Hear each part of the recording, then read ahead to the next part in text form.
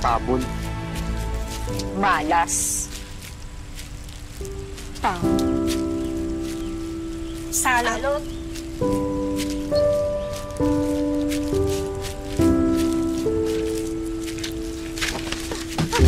Ano ba? Tumigil ka sa dinadaanan mo, nakakapahama ka naman eh. Pasensya na po. Mawakan! Lalong dudumi! Perwisyo to, palipasa, tabon.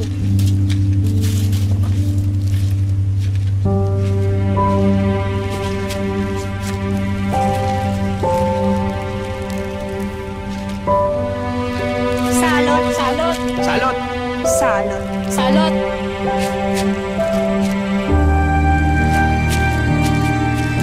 Kain lang ng kain ha, Libero. Alam nyo, usap-usapan niya yung palang alok ni Haring Daraki. Ang daming gustong sumali para manalo at makalabas ng abila. Sinisla. Totoo ba yung sinasabi mo pagaspas? Oo naman, Libero.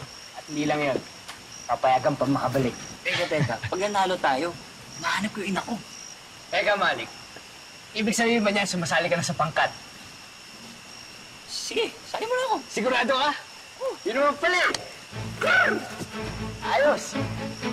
Sana lang ang ulang. Ay, hindi ako sigurado. Eh, syempre, unahin ko muna maghanap ng ikabubuhay ng ina at mga kapatid bago yung palaro. Libero, pinagbabalot kita ng makakain para may iuwi niyo sa inyo. Salamat po, Nanay Lourdes. Ayun siya, Anya. Ba't di siya isali mo?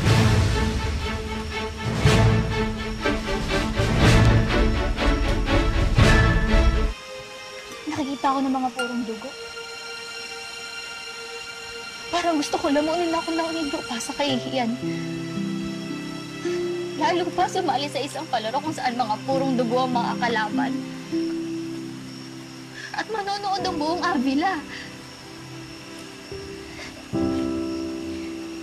Kahit na anong panghihikayat mo, hindi ako sasali sa pangkat niyo. Manap na lang kayo ng iba.